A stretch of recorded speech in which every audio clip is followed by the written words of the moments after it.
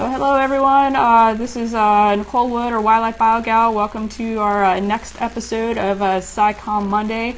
I'm going to give everyone a little bit of time here to log on and then also get everything sent out to everyone on the different platforms here so everyone can log in here.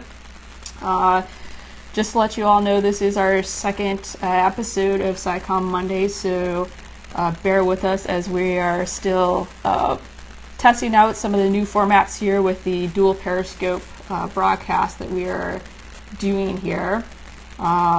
If you have any questions for any of us, always feel free to send them in via the chat. That way we can answer your questions because we want this to be as engaging as possible. Other than that, we're going to be talking about some science, so any questions you have about that, like I said, feel free to send it in. And then as soon as I get everything copied up here to everyone, we will get started. So, one last thing I gotta click on. Always the fun of having to be your own cameraman and host and producer and everything else. So with that, we'll go ahead and get started. So today we're going to be talking with Dr. Cameron Webb, who is also known as Mozzie Bites on Twitter. Here, let's see if I can get everything up. There we go. Yep. So feel free to tweet to myself and Dr. Cameron Webb at our handles afterwards if you have other questions that you have after the broadcast. So, sitting here live, we've got you up and on the screen now. Still fun experimenting with this dual broadcast, like I said. So, I guess my first question, I'll just throw some things out there. So, I saw on one of your, I'm going to jump ahead because usually I ask people, what their backgrounds are and everything. But I saw you had a photo up that had a shark sign for one of your wetlands there. And so, I've got to make sure that I get this question in and that I don't forget it. But how often do you encounter a shark when you're out in the wetlands doing your mosquito research? Well, I'm very lucky in that if the water's deep enough for sharks, it's usually too deep for mosquitoes, so I don't have to wade too far out into it. But it's unfortunately doing field work in Australia. You're in these wetlands where there's sort of sharks, and fortunately I'm not. There's no crocodiles around my wetlands, but when I'm doing work in far north Queensland, I'm often walking past warning signs about crocodiles to sample mosquitoes in mangroves and things like that. So that's obviously in the back of the mind. But the other thing is that it's easy to forget that. I can be out doing field work in some of these areas at the time when there's a major outbreak of one of the mosquito-borne diseases, so Ross River virus, and I think it's easy for us mosquito researchers to be a little bit complacent about that and our own personal safety when it comes to exposure to some of these mosquito-borne diseases. So are you one of those researchers that just goes out without any bug spray on and just willy-nilly just rolling loose, or you realize, hey, I could actually catch something serious while I'm out here? Yeah, for the most part, we don't wear mosquito repellent, mainly because I don't want to contaminate traps with any of the repellent and things like that. But I certainly wear long sleeve shirts and cover up with long pants and stuff like that as much as possible. But you know what? Sometimes the mosquitoes are just so intense, or that we know there's a lot of virus circulating in the mosquitoes that I have to wear repellent. And so, it depends on the situation. But I'm also quite tolerant of mosquito bites, so that's probably the reason I've lasted this long in mosquito research anyway. But there are times where I definitely need to reach for the mosquito repellent. So for those of you who don't know, Dr. Cameron Webb is at the University of Sydney and also New South Wales Health Pathology. Do I have that correct? Yeah, that's right. Okay. So I sort of work in two places. I'm employed by New South Wales Health Pathology, and that's a sort of a state-based health authority, and we're involved in a lot of pathology testing of samples for various issues in association with human health. But we're there because we do a lot of testing of mosquitoes for mosquito-borne disease, and help coordinate the New South Wales arbovirus surveillance program. And so that's a program that runs across the state where local authorities send us mosquitoes to test every week during summer. And we test them to see both whether they're carrying virus, but also what species are present. And that information then can feed back to local health authorities that might decide to issue health warnings about elevated risk of mosquito-borne disease. And so beyond that, I've got an academic position with the University of Sydney where I supervise research students and do some teaching on various aspects of mosquitoes, mosquito-borne disease, and other medical entomology things. Great.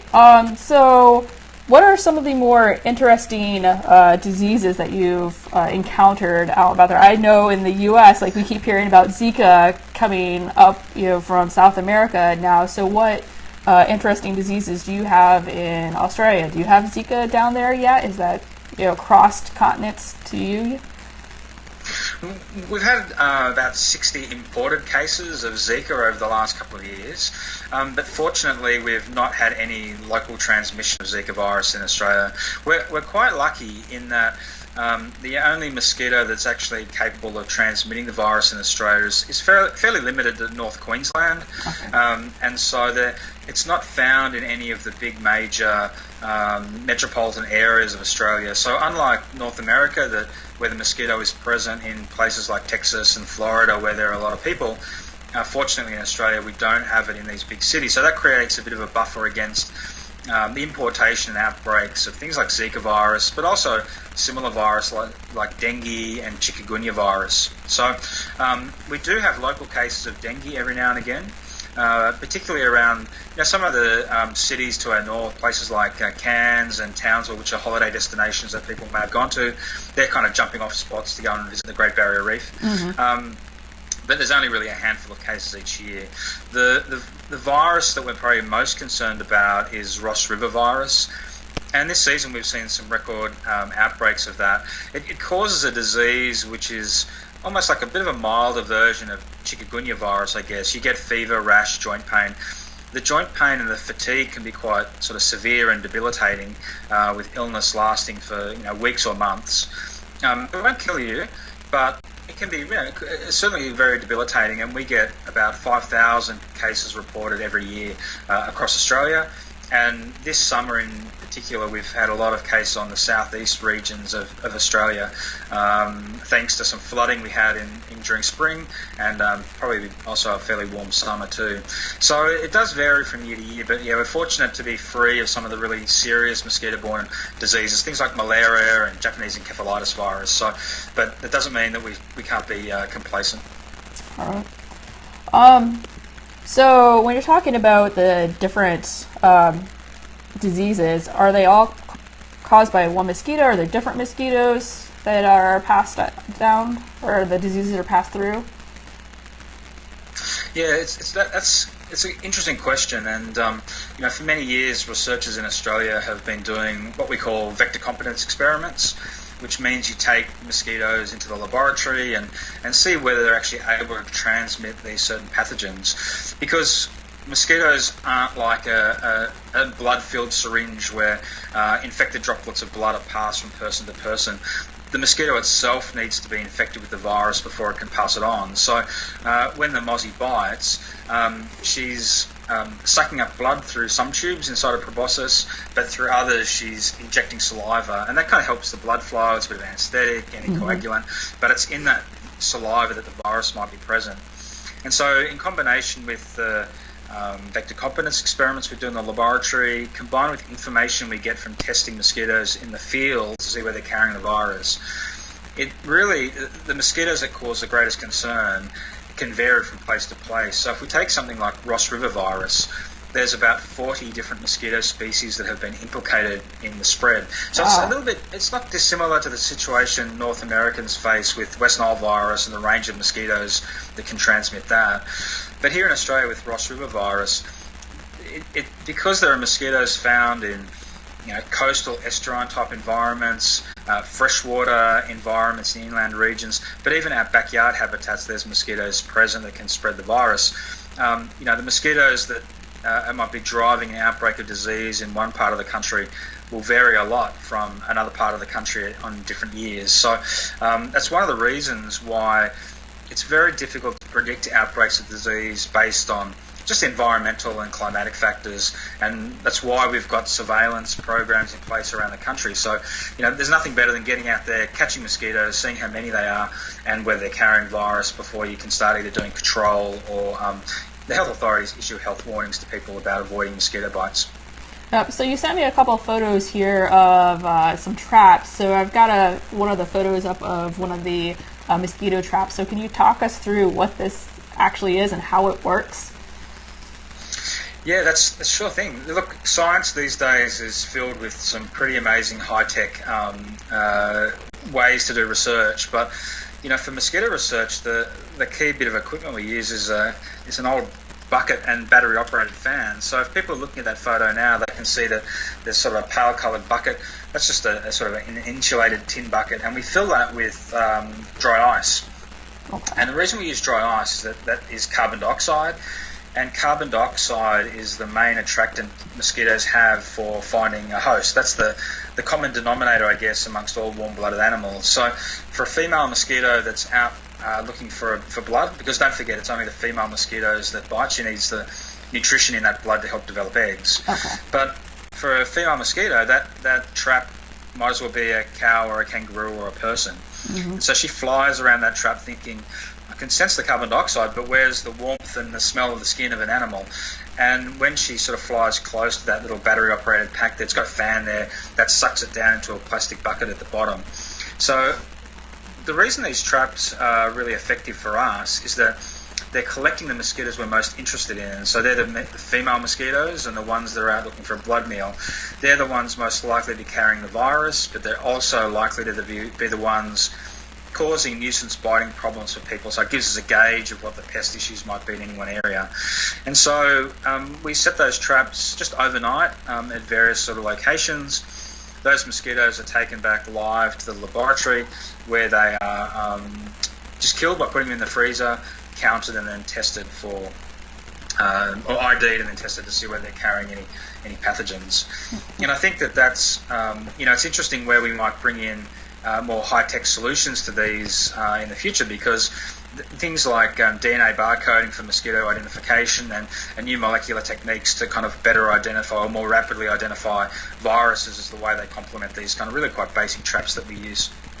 Right. I've got a photo up here that you sent with you looking at a collection of mosquitoes. So is that about the normal amount of mosquitoes that you'll catch overnight? Like, how many do you normally catch per night in one of these traps?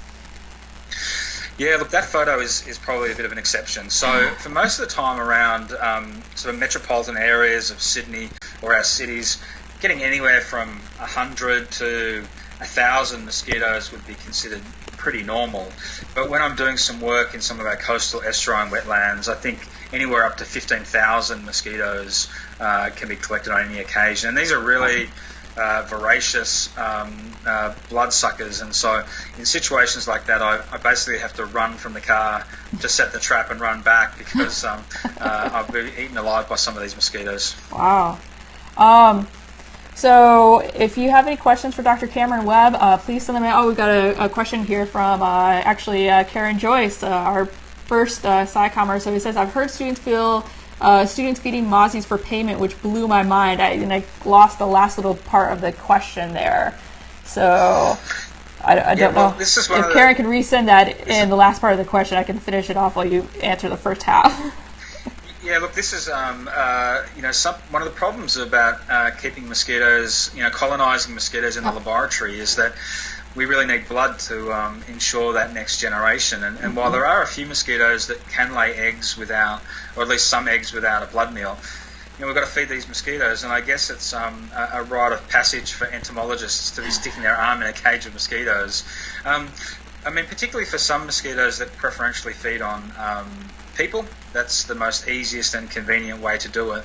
I couldn't tell you what the going rate is for 20 minutes of giving up your blood, but certainly that's like labs around the world do that, and it's a good source of pocket money for other students, I guess. I guess the good news is that these mosquitoes aren't carrying viruses, so there's no sort of health risk in that regard. And some people are certainly more sensitive to mosquito bites than others, and so if you're a bit tolerant, it's something that you can do. But certainly in most labs now, I mean, we're trying to move away from doing human blood feeding. We use a range of animals depending on the type of mosquitoes and the preferences they have. Some labs might use mice or rats. Other labs might use chickens or other birds. And there's also more and more work now being done on sort of artificial blood feeding type approaches where you might be able to purchase sort of wholesale blood in one way or another and use that to feed the mosquitoes, because dealing with live animals is something that we don't always like to do, and so looking for alternatives is something people have been looking at for a long time. I mean, is it mostly just because there's always that possible risk of somehow getting some contamination somewhere? Like, if you're doing it, like the second half of our question was, do you do that too? But I'm assuming by your answer that you guys do that in the lab. Is there a possible, like, you have to be very stringent with who's feeding them, because you need to make sure that same person is the only person feeding that set of mosquitoes, because you don't want transmission from people that way? Yeah, look, generally that's the case, although these mosquitoes are sort of, they're in the colony situation, they're not being exposed to a lot of different viruses, obviously, so they're not carrying any mosquito-borne viruses. Okay. And mosquitoes can't pick up other viruses from people. Okay. So mosquitoes are really effective at picking up and then transmitting mosquito-borne viruses, so things like Ross River virus or dengue or West Nile. But they can't become infected with things like influenza or hepatitis or HIV or Ebola hemorrhagic fever virus. Because what happens is that, again, mosquitoes aren't like a little drinking straw that's moving that infected blood around. When they ingest the blood containing the virus can't infect the mosquito, so it basically gets excreted out with the undigested blood. And so from that point of view, there's very few kind of safety concerns there. It's mostly a severely itchy red arm that students have to worry about. That's probably the worst consequence. Interesting. Yeah, I always just assumed that any sort of disease that somebody had, a mosquito bit them, that they could transmit that disease. I didn't realize it was only the mosquito-borne diseases, that they could transmit, to other people. Yeah, that's a pretty common concern. I mean, particularly when, people squash a mosquito on their arm and they see that blood, it can look all very dramatic. But there's not really a lot of blood, and that's pretty much always yours. So, and that's a pretty low-risk way of pathogens being transmitted. Just another reminder to everyone, if you have any questions for Dr. Cameron Webb, feel free to send those in, and we'll get those asked and answered. So you sent me some pictures of some mosquitoes, so I figured we'd flip through those, and you can tell us a little bit about each one of them. Here, let's see if I can get them all pulled up here. Oops. So the first one we have is a gypti. I'm going to completely butcher these names, so I'm going to let you just say what they are officially. No problem. So this is the yellow fever mosquito. That's scientific name is Aedes aegypti, and this, in many regards, is sort of public health enemy number one when it comes to mosquitoes and mosquito-borne diseases. And there's two reasons why this is a mosquito we're really concerned about. First of all, it's incredibly effective at transmitting all the really serious mosquito-borne pathogens, so things like dengue, chikungunya, Zika virus. And the other reason why it's such a problem is it's like the cockroach of the mosquito world. It's given up on its original habitat of tree holes and water-filled leaf axils, and it's moved into water-filled containers in and around our homes. And so this mosquito lives in pot plant sources, rainwater tanks, gutters, drains, and just rubbish that accumulates water around the backyard.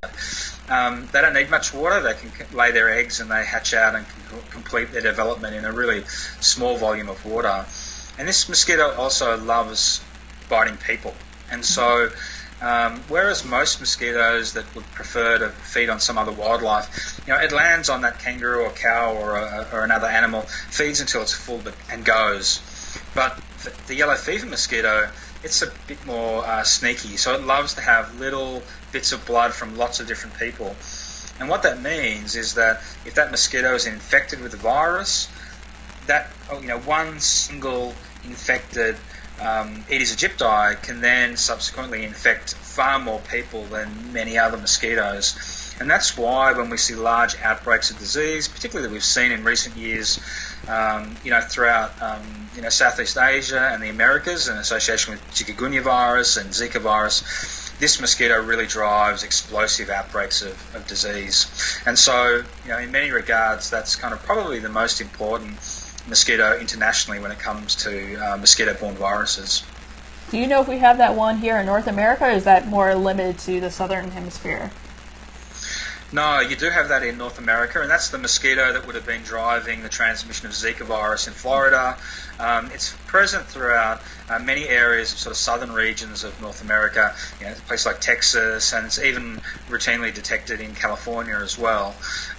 The thing is about this mosquito is it generally prefers tropical climates, so it's fairly restricted in how north it can move in the northern hemisphere, or south obviously for us.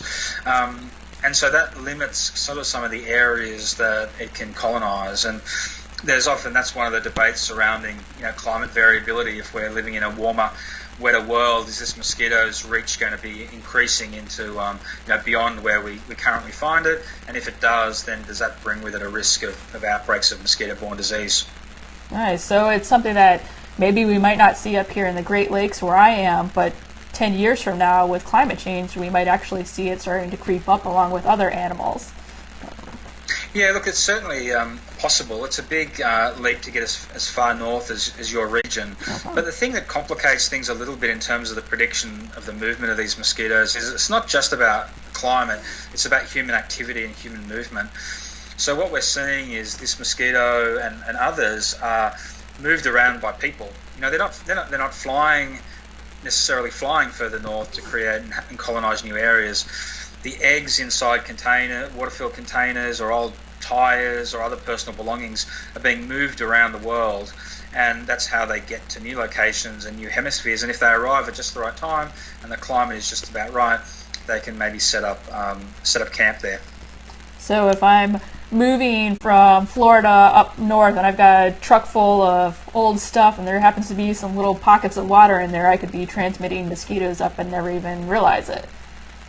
Yeah, that's exactly right. And whether or not it's a mosquito that could then become established or not depends on the local climate. But that's exactly how this mosquito has moved around, and others have moved around the world. One of the most common. There's no doubt that when sailing ships and were sailing between continents, there were water barrels filled with these mosquitoes and eggs. Now it's the belongings and baggage that's carried in planes and shipping that's moving equipment around the world. And authorities around the world are very vigilant to monitor the introduction of mosquitoes at seaports and airports to try to intercept these mosquitoes making their way to new areas. All right, so just like how we always hear in our ecology classes about how rats got moved all around the world because of the ships, there's also the issue with mosquitoes. We just don't necessarily always see it because they're so tiny. Yeah, that's exactly right. They're tiny, but the implications can certainly be pretty significant. Nice. So I've got our next mosquito up here.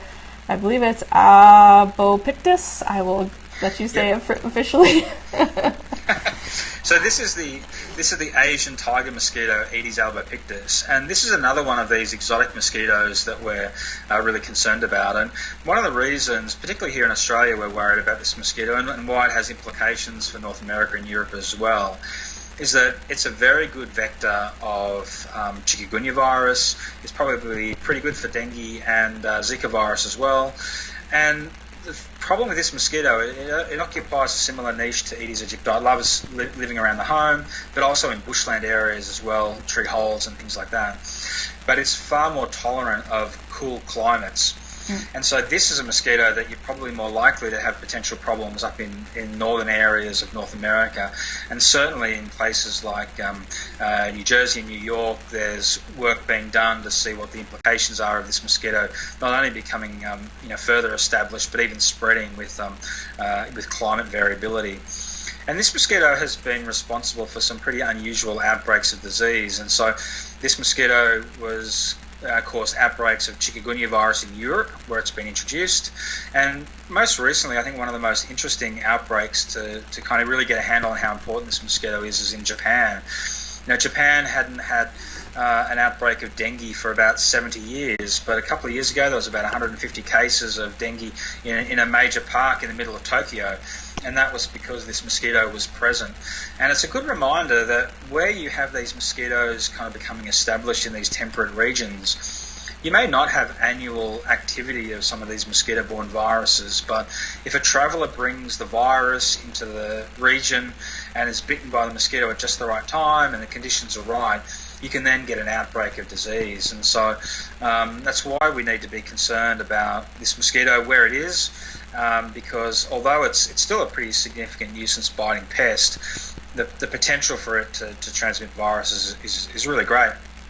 And so here in Australia, we're really concerned about this mosquito because some of the research we've been collaborating with colleagues on shows that it could easily survive in some of our southern capital cities, places like Sydney and Melbourne and Perth, and certainly Brisbane. And to have this mosquito in the suburbs of Sydney, for instance, where I live, means that we're all of a sudden at risk of an outbreak of dengue, a risk that doesn't exist at the moment. And so you've got a combination of where increased global travel exposes you to these risks, because with more travel, there's a greater chance the mosquito will be introduced into the country. But then also Australians are travelling a lot to places where there's major outbreaks of dengue, so places like Bali and the Pacific. So there's more and more people returning back to the city who might be carrying the virus. And so over time it becomes a major concern that we could see an outbreak of dengue in areas where we haven't seen it either ever before or certainly not for a very long time. Yeah, and a place like Sydney too, I don't know exactly how many millions of people you have there living in Sydney, but if you have an outbreak there, there's a potential for it to become quite large quite quick. Yeah, that's certainly right, and there's certainly, the average Sydney sider's backyard is prone to being a good habitat for this mosquito. We actually have our own kind of endemic backyard breeding mosquito, and there's probably not a backyard in Sydney that doesn't have a bit of breeding going on from time to time, and so there's certainly no barrier to the establishment of something like the Asian tiger mosquito should it be introduced. Nice. So the last mosquito you sent me was Vigilax. Is that right? Yep. Okay. That's pretty good. Nice. So this 1 for 3. Yeah, that's very good. This is Edie's Vigilax, and so this is one of our sort of homegrown mosquitoes, and this is a mosquito that doesn't live in the suburbs. It's more in our kind of local swamps, and this is the mosquito that I spend most of my time working with.